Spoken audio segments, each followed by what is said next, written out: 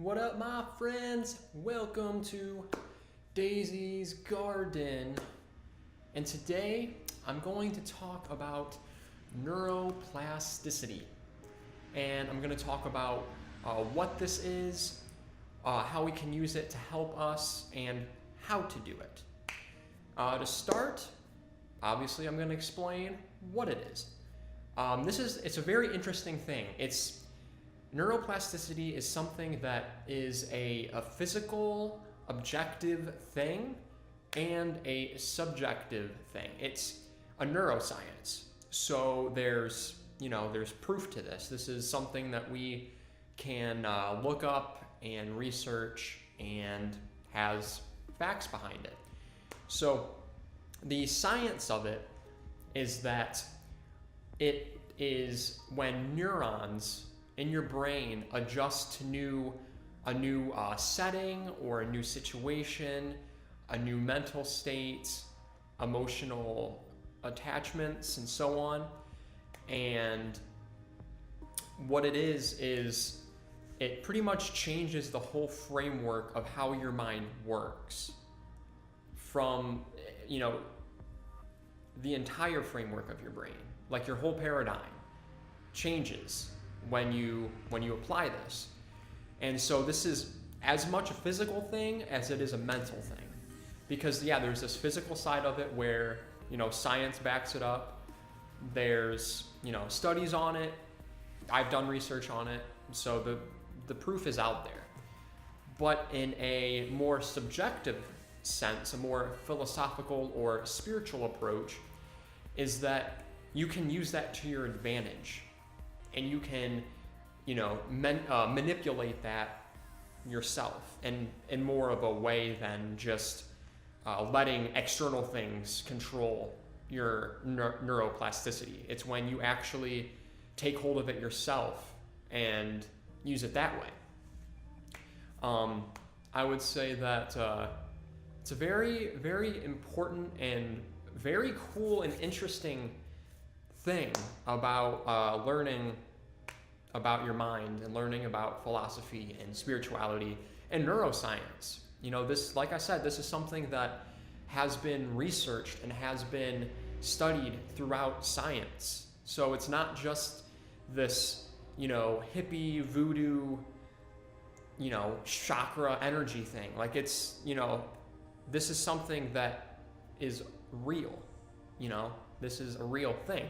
And I mean, it makes sense because, when you do something, when you start a new hobby or you start doing something like that, you start learning about it and you start, doing better, which means that your brain adjusts to it and it, starts working differently. So just learning a new hobby or something is a small example of neuroplasticity because it's not just a specific thing. It's your framework of how your mind works. It's more than just that.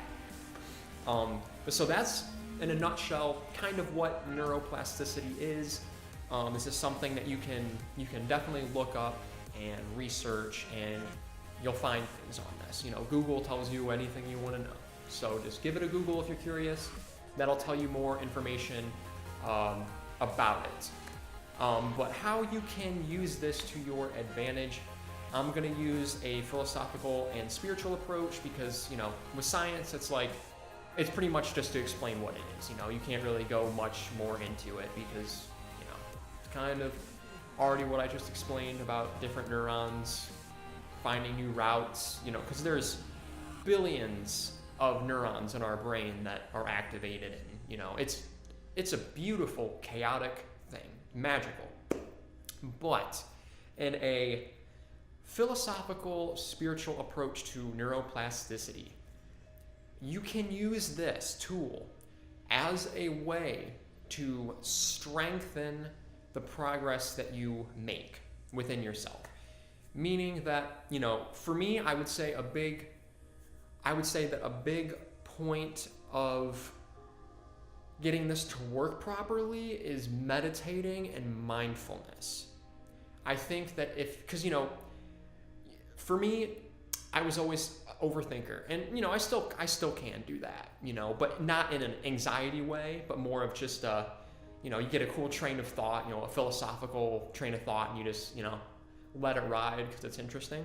It's kind of how my mind works now, and it's a good way to clear your mind. And the more you do it, and maybe if you're not even meditating, say you're just going throughout your normal day, but then you become aware of becoming more mindful instead of thinking, just letting your senses rule your mind and let thoughts pass.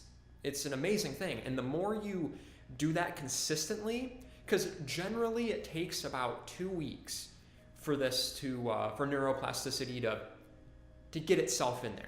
Generally 2 weeks, everybody's different. On average, it's about 2 weeks. So if you do this consistently for maybe 2 weeks or a month or a couple months or maybe for 1 week, I don't know, you can only know by doing it yourself. But that is how you will use this to strengthen what you've learned. Because the more you do this, and you're changing your way of thinking by just meditating, because obviously we're in a society where we're not taught to meditate, and we're not taught anything like this, so these are things that your brain is it's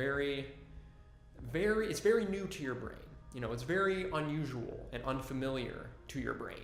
So the more you do it, the more your brain adjusts to it, and then you don't have to really meditate as much to get to that point you want to be at, like mindfulness, for example. You can become more mindful just by being mindful consistently, because then you're just going to start, it's going to become your way of thinking. The more you do it, the more it's going to become your way of thinking. It's not going to be just something you do to make you feel better for a little bit, and that's it, and then you go back to your old way of living. It's a lifestyle change in order to use it effectively and to the extent that will definitely help you. And that's something that I feel like is important to everybody, because I feel like everybody deserves to feel good. Like I always say, because it's true. People are always consumed by negativity because of a society forcing you to live in the past or the future. You're never taught to be here now. And I think that is very important. And speaking of be here now, a book to read, if this is something that interests you, is Be Here Now, Ram Dass. It is an amazing book that pretty much talks about mindfulness and to be here now. And it is a very, very good read, so I would recommend that. It's a very, very interesting book. It's a very interesting book. I think a big thing that I really liked from it is, it's vertical. You read it vertically, and it's written really nicely, and there's a lot of really cool sacred pictures. It's really cool. It's a really cool book, so I would definitely recommend that if, helping your mindfulness and your ability to be here now. This book can help with it, is what I'm trying to say. And it's something that I've definitely read it, and I got something from it, because it's about just being here now. The whole book is about that. So I would definitely say check that out if you're curious. It's a good one. But so I would say that if you really wanted to really change the framework of your mind, I would say practice meditating, practice mindfulness, practice yoga. I'd say those 3 things. And I'd say honestly probably even health. I'd say be aware of that, because the more conscious you are, the better.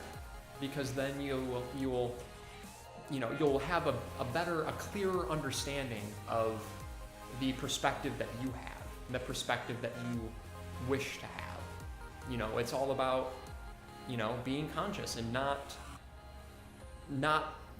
thinking about other things while you're doing something. You know, like right now, I'm really absorbed into discussing this with you. I'm not thinking about anything else but this. Very focused on the words that are coming out of my mouth as I say that, mess up a word. That happens. It's funny because I just said that I was watching my words and then I mispronounced something. It's funny. it's something that a minor thing, but it's something you catch and it's pretty funny. But yeah, I would say keep an eye on those 4 things. You know, yoga helps you get in tune with your body. Meditation helps keep you aligned with, your mentality, your physicality. And then of course, you know, eating well. That's very important because what you eat dictates a lot of times how you feel physically and mentally. So watch where you're eating. But yeah, just try to keep that in mind. Try to keep that in mind, and it will do you wonders. I promise that. You just have to be mindful of it, and as you do this, you know, you're gonna notice change. You know, you're gonna notice it, whether it be a couple months, whether it be a week. You know, everybody's different, but you have to just do it to try it, and that's all you can do. You know, you just have to do it. But that's all that I'm going to discuss today. Hope you learned something about neuroplasticity. It's a very interesting thing, and like I said, if you didn't learn enough, you know, go on Google and look it up. I know that there's a few other videos I've found on YouTube that discuss neuroplasticity. I didn't watch them because I didn't want to get any ideas from them and then put them in my video. I wanted to do my own research. And plus, this is something that I've kind of known about for a while. So I've already kind of applied it and stuff myself. So, but yeah, so give it a shot. And hopefully it works for you. And I hope you learned something. And I appreciate you taking your time to watch this because that's pretty cool. You can spend your time doing anything else. But watching this, that is pretty damn cool. So thank you very much. Hope you're all having a great day. And those nature baths and prana breaths to keep you grounded in the present moment. See you later, my friends.